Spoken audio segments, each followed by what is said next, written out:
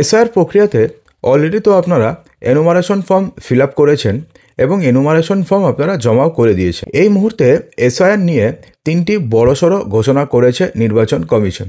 যাতে এসআইআর প্রক্রিয়া স্বচ্ছ হয়, যাতে একজনও যোগ্য ভোটার বাদ না যায় এবং যাতে একজনও অযোগ্য ভোটারের নাম খসড়া তালিকাতে কিংবা চূড়ান্ত ভোটার তালিকাতে না আসে, সে কারণে এসআইআর প্রক্রিয়াটাকে কিন্তু খুবই শক্তভাবে করা হচ্ছে। তো এই অবস্থায় 3টি নতুন যে নিয়ম এনেছে নির্বাচন কমিশন, তার মধ্যে প্রথমটিতে রয়েছে যে ডুপ্লিকেট ভোটার যেভাবেই হোক খুঁজে বের করতেই হবে। তো সেক্ষেত্রে নির্বাচন কমিশনের মেন কনসার্নিং হচ্ছে এবার 2-3টি, যেমন প্রথমে হচ্ছে ডুপ্লিকেট ভোটার এবং দ্বিতীয় হচ্ছে মৃত ভোটার এবং 3 নম্বর হচ্ছে শিফটেড ভোটার। তো এখন ডুপ্লিকেট ভোটার কি, এটা প্রথমে আপনাদেরকে জানতে হবে। তো ডুপ্লিকেট ভোটার হচ্ছে, ধরুন একজনের নাম, ধরুন রমেশ শর্মা, কেউ একজনের নাম, তো ওনার নাম ধরুন কোচবিহারে রয়েছে রমেশ শর্মা দিয়ে। তো সেই রমেশ শর্মা তো পশ্চিমবঙ্গের প্রচুর জায়গাতে থাকতে পারে, কিন্তু সেই রমেশ শর্মার সঙ্গে যখন পিতার নাম ধরুন দীনেশ শর্মা যখন অ্যাড হয়ে আছে, তখন কিন্তু তার পরিমাণ আস্তে আস্তে কমতে থাকবে। তো এই অবস্থায় দেখা যাচ্ছে যে এই সমস্ত নামের কম্বিনেশন কিন্তু প্রচুর পাওয়া যাচ্ছে, অর্থাৎ প্রচুর জায়গায় রয়েছে যে সমস্ত জায়গাতে নামের কম্বিনেশন পাওয়া যাচ্ছে, অর্থাৎ রমেশ শর্মা এবং দীনেশ শর্মা। তো এবার নির্বাচন কমিশন কোনোভাবে চাইছে না যে এই প্রক্রিয়াটিতে কোনোভাবে কোনো অনিয়ম হোক। সে কারণে কি করছে যে এইভাবে যদি ধরুন যে কোনো একজন বিএলও, সেই বিএলওর ধরুন এরকমভাবে 3-4টে এন্ট্রি রয়েছে, যেখানে এরকমভাবে ডুপ্লিকেট এন্ট্রি রয়েছে অথবা ডাবল এন্ট্রি রয়েছে, তাহলে কি হচ্ছে সেই সমস্ত বিএলওর কাছে সেই নাম সমেত একটা লিস্ট যাচ্ছে, ঠিক আছে। তারপরে তাহলে বিএলও কি করছে, এখন বিএলওকে সেই ভোটারের বাড়িতে আবার যেতে হবে, অর্থাৎ বিএলও আপনাদের বাড়িতে এনুমারেশন ফর্ম দিয়ে এসছে কিংবা আপনাদের বাড়ি থেকে এনুমারেশন ফর্ম নিয়ে এসছে, এক্ষেত্রেই কিন্তু কাজ শেষ হয়ে যায়নি। এবার বিএলওকে কি করতে হবে, এবার বিএলওকে সেই সমস্ত ভোটারের কাছে যেতে হবে যেই সমস্ত ভোটারের নাম সেই লিস্টে এসছে। তো এবার কি করবে, বিএলওদেরকে কি করতে হবে, সেই সমস্ত ভোটারের বাড়িতে আবার যেতে হবে, অর্থাৎ দিয়ে এসছে এনুমারেশন ফর্ম নিয়ে এসছে, সেটাকে ডিজিটাইজেশন করেছে, কাজ শেষ হয়নি, এবার সেই সমস্ত ভোটারের বাড়িতে যেতে হবে। ধরুন সর্বসাকুল্যে এক একটা বিএলওর কাছে ধরুন 10 থেকে 15 জন এমন ডুপ্লিকেট নামের এন্ট্রি থাকতে পারে। তো সেই সমস্ত ভোটারের বাড়িতে বিএলওরা আবার যাবেন। বিএলওরা যাওয়ার পরে কি করবেন, সেই সমস্ত ভোটারের থেকে একটা ডিক্লারেশন নেবেন। কি ডিক্লারেশন দেবে, তিনি লিখবেন যে তিনি শুধুমাত্র ওই কনস্টিটিউয়েন্ট অ্যাসেম্বলি কিংবা ওই পার্ট নাম্বারেরই তিনি বাসিন্দা, ঠিক আছে। তো সেক্ষেত্রে যদি এমনটা হয় কিংবা তিনি যদি বলেন যে তিনি অন্য জায়গাতেও এনুমারেশন ফর্ম ফিল আপ করেছেন, তার নামে ধরুন 2-3টে এন্ট্রি রয়েছে, তিনি ধরুন স্বীকার করলেন, তো সেক্ষেত্রে ধরুন তিনি বললেন যে না, আমি এখানেই শুধুমাত্র এনুমারেশন ফর্ম ফিল আপ করেছি, আর কোথাও ফিল আপ করিনি, তাহলে সেক্ষেত্রে তিনি লিখে দিলেন যে হ্যাঁ, আমি এখানে এনুমারেশন ফর্ম ফিল আপ করেছি, আরও বাকি যেই জায়গাগুলোতে আমার নাম রয়েছে সেখানে আমি এনুমারেশন ফর্ম ফিল আপ করিনি। তো সেক্ষেত্রে হয়ে গেল। কিন্তু এমনটি যদি হয়, তিনি যদি বলেন যে না, আমি এখানেও করেছি, আমি ওখানেও করেছি, তাহলে সেক্ষেত্রেও কিন্তু সেই স্বঘোষণাপত্রতে সই করে দিতে হবে যে আমার নামে, আমার বাবার নামেই, আমার আধার নম্বর এটা, আমার ভোটার কার্ডের নাম্বার এটা, আমি এই জায়গা সত্ত্বেও আমি আরও অন্য জায়গাতে এনুমারেশন ফর্ম ফিল আপ করেছি। তো সেক্ষেত্রে কেউ ধরুন যে ইচ্ছাকৃতভাবে বললো না, তো সেক্ষেত্রে পরবর্তীকালে তো ফেস আইডেন্টিফিকেশন কিংবা ডেমোগ্রাফিক আইডেন্টিফিকেশন, যে 4টি ধাপ এবার নির্বাচন কমিশন নতুনভাবে ইনক্লুড করেছে, অলরেডি আপনাদের জানিয়েছি। তো 4টি ধাপে ধরা পড়ে যাবে, যদি ধরা পড়ে যায় তাহলে কিন্তু সেই সমস্ত ভোটারদের বড়সড় জরিমানা কিংবা জেল পর্যন্ত হতে পারে। তো এভাবে হলো। তো ফার্স্ট ফেজে কী করলো, ডুপ্লিকেট ভোটার যাতে কোনোভাবে না হয়, অর্থাৎ যেই সমস্ত ডাবল এন্ট্রি রয়েছে বা যাদের নাম ধরুন অ্যাকচুয়ালি 2-3 জায়গাতে রয়েছে, কারোর ধরুন 2-3 জায়গাতে নেই, ধরুন অন্য নামেও তো থাকতে পারে, এমনটি নয় যে রমেশ শর্মার ছেলে দীনেশ শর্মা ভারতবর্ষে বা পশ্চিমবঙ্গে একটি রয়েছে, আরও জায়গাতেও থাকতে পারে। যদি এমনটি হয় তাহলে তো কোনো সমস্যা নেই, তিনি লিখে দেবেন যে না, আমি রমেশ শর্মা, আমার বাবার নাম দীনেশ শর্মা, আমি এখানেই শুধুমাত্র এনুমারেশন ফর্ম ফিল আপ করেছি, সেক্ষেত্রে তার ভয়ের কোনো ব্যাপার নেই। তো এবার দ্বিতীয় যেটা রয়েছে সেটা হচ্ছে 2002 সালে যাদের নাম ছিল না তাদের খুঁজে বের করতে হবে, অর্থাৎ যেই সমস্ত ভোটারের নাম 2002 সালে ছিল না কিন্তু তাদের বয়স ধরুন 40 কিংবা 50 হয়ে গেছে। তো এটা তো একটা তো অস্বাভাবিক ব্যাপার যে 2002 এর ভোটার লিস্টে নাম ছিল না কিন্তু তার জন্ম ধরুন 1983 এর লাগে, কারণ 1983 আগে যদি কারোর জন্ম থাকে তার নাম 2002-এর ভোটার লিস্টে থাকার কথা। তো সেক্ষেত্রে 1983-এর আগে যদি কারোর জন্ম হয় তো তার নাম 2002-এর লিস্টে থাকার কথা।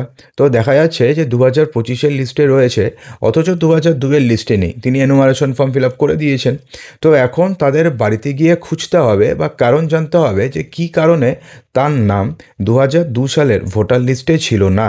তো সেক্ষেত্রে সেই কারণ যদি যুক্তিসঙ্গত হয়, যদি এমনটা হয় না তিনি যেটা বলেছেন সেটা সত্যি, সেক্ষেত্রে তিনি ভুল কিছু বলেননি, তাহলে সেক্ষেত্রে তার এনুমারেশন ফর্ম ঠিকঠাক থাকবে। আর যদি মনে হয় যে না তিনি যা বলছেন সেক্ষেত্রে সত্যি নয়, সেক্ষেত্রে ভুল কিছু রয়েছে, সেক্ষেত্রে কিন্তু সেই সমস্ত ভোটারের এগেনস্টে বড়সড় পদক্ষেপ নেবে নির্বাচন কমিশন। সেটা কিন্তু নির্বাচন কমিশন স্পষ্টভাবে বলে দিয়েছে। অর্থাৎ 2002-এর ভোটার লিস্টে নাম নেই, অথচ 2025-এর ভোটার লিস্টের নাম রয়েছে, এবং দেখা যাচ্ছে যে তিনি তার বয়স বা তিনি 1983-এর আগে জন্ম। তো এই সমস্ত ক্ষেত্রে কিন্তু খুব সমস্যা হবে, একথা কিন্তু আর বলার কোনো জায়গা রাখে না। এবং 3 নাম্বার যেটা হচ্ছে সেটা হচ্ছে মৃত ভোটার নিয়ে এবার কিন্তু নির্বাচন কমিশন প্রচণ্ড স্ট্রিক্ট। অর্থাৎ এবার যে 2026 সালের চূড়ান্ত ভোটার তালিকা হচ্ছে সেক্ষেত্রে একজনও মৃত ভোটারের নাম থাকবে না, এমনটা নির্বাচন কমিশন কিন্তু বলেছে। তো সেক্ষেত্রে এবার কি হচ্ছে যে যেই সমস্ত ভোটারদের বয়স 85 বছরের বেশি, মনে রাখবেন 85 বছরের বেশি, অথচ তারা জীবিত রয়েছেন, সেই সমস্ত ভোটারদের বাড়ি বাড়ি যেতে হবে বিএলওকে, এবং যাওয়ার পরে 30 সেকেন্ডের একটি ভিডিও করতে হবে। ভিডিওটি কে করবেন? সেই ভোটার করবেন। 30 সেকেন্ডে একটি ভিডিও করতে হবে এবং সেটাকে পরে আপলোড করতে হবে। অর্থাৎ তিনি 30 সেকেন্ডের কম ভিডিও করলে আবার হবে না, 30 সেকেন্ডের ভিডিও করতে হবে, এবং তিনি বলবেন যে আমি অমুক, আমার বাবার নাম অমুক, কিংবা আমার মায়ের নাম অমুক, আমি 2002-এর ভোটার লিস্টে আমার নাম ছিল, 2025-এর ভোটার লিস্টে আমার নাম রয়েছে, আমার ডেট অফ বার্থ এত, আমার বয়স এত। কেউ যদি ডেট অফ বার্থ না জানে সেক্ষেত্রে কোনো সমস্যা নেই, বলবে যে আমার বয়স এত, আমি জীবিত রয়েছি, এরকমভাবে একটা ডিক্লারেশন দেবে, অর্থাৎ সেলফ নিজে বলবে। ছবি তুললে কিন্তু একদমই হবে না। তো সেক্ষেত্রে সেটা দেবে। অর্থাৎ এবার কোনোভাবে যাতে ডুপ্লিকেট ভোটার না থাকে, কোনোভাবে যাতে এমন কোনো ভোটার না থাকে যাদের নাম 2002 সালের ভোটার লিস্টে ছিল না অথচ 2025-এর ভোটার লিস্টে রয়েছে, এবং দেখা যাচ্ছে যে তার বয়স 40 বছর পার হয়ে গেছে, অর্থাৎ 1983-র আগে জন্ম, 40 বছর 50 বছর হয়ে গেছে, তার নাম 2002-এর ভোটার লিস্টে ছিল না, 25-এ রয়েছে, তিনি এনুমারেশন ফর্ম ফিল আপ করেছেন, করার পরে তিনি তার বাবার নাম অথবা কোনো রিলেশনশিপে কাউকে দেননি। তো সেই সমস্ত ভোটারদের এবার খুঁজে বার করতে হবে, এমনটা নির্বাচন কমিশন বলেছে। এছাড়া এবার নির্বাচন কমিশন বিএলওরা যারা ধরুন ইচ্ছাকৃতভাবে কোনো ভুল করেছেন, অথবা যেই সমস্ত বিএলওরা অনিচ্ছাকৃতভাবে কোনো ভুল করেছেন, সেই সমস্ত বিএলওদের ভুল শুধরে নেওয়ার জন্য 11ই ডিসেম্বর পর্যন্ত সময় দিয়েছে। অর্থাৎ 11ই ডিসেম্বরের মধ্যে কেউ যদি ইচ্ছাকৃতভাবে কোনো ভুল করে থাকেন তাহলে বিএলওর যে অ্যাপ রয়েছে সেখানে গিয়ে তিনি সংশোধন করতে পারবেন। কেউ যদি ইচ্ছাকৃত ভুল করে থাকেন তারপরে তিনি যদি সেই বিএলও অ্যাপে গিয়ে তিনি যদি সংশোধন করে নেন তাহলে সেক্ষেত্রে কিন্তু তার এগেনস্টে কোনো স্টেপ নেওয়া হবে না, এমনটা নির্বাচন কমিশন স্পষ্টভাবে বলেছে।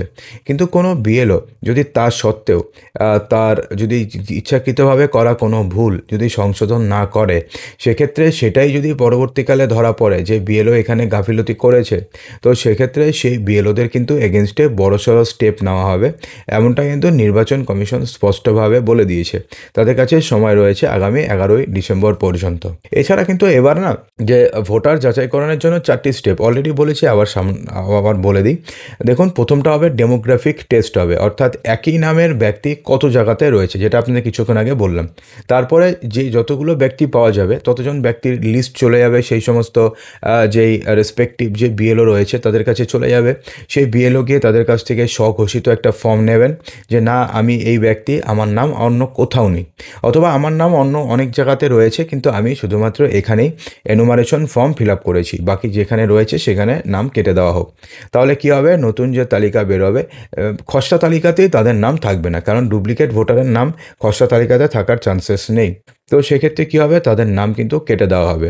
তারপরে কী হবে না, ফেস স্ক্যান হবে, যেটা এবার প্রথমবার করা হচ্ছে। ফেস স্ক্যান মানে ধরুন একই ফেসে কতজন রয়েছে, ধরুন একই ফেসের কেউ এখানে রয়েছে কোচবিহারে, কেউ ধরুন রয়েছে শিলিগুড়িতে, কেউ ধরুন রয়েছে কলকাতাতে, কেউ রয়েছে মুর্শিদাবাদে।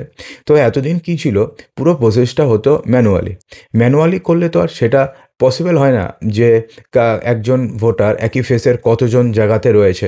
তো এটা যদি এখন এমনটা হয় যে এআইয়ের মাধ্যমে করা হয়, তাহলে এআই কী করবে, একই ফেসে কতজন ভোটার রয়েছে সেই সমস্ত ভোটারের পুরো তথ্য দিয়ে দেবে, বা কতজন ম্যাচ করছে সেম ফেস, সেটা যখন বিএলও ডিজিটাইজ করবে তখনই দেখিয়ে দেবে।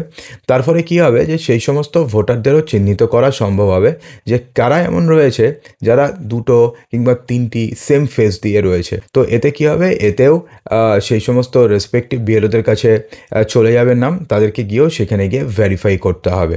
অর্থাৎ পুরো যে প্রসেসটি রয়েছে, আরও দুটো প্রসেসে কী রয়েছে, সেই দুটো প্রসেসেও মৃত ভোটারকে কোনোভাবে যাচাই করতে হবে। কীভাবে যাচাই হবে, যদি কেউ থাকে যে ইচ্ছাকৃতভাবে কাউকে মৃত ভোটার করে দিল, তো সেক্ষেত্রে ব্যাংক থেকে কিংবা পোস্ট অফিস থেকে যেখানে তার অ্যাকাউন্ট রয়েছে সেখান থেকে ডেটা নেওয়া হবে, আধার থেকে ডেটা নেওয়া হবে, নিয়ে দেখা হবে যে তিনি কি আদৌ মৃত নাকি তাকে এক্সট্রা মানে ইচ্ছা করে মৃত দেখানো হয়েছে, অথবা তিনি মৃত কিন্তু তাকে মৃত দেখানো হয়নি, সেই সমস্ত কিছু দেখা হবে।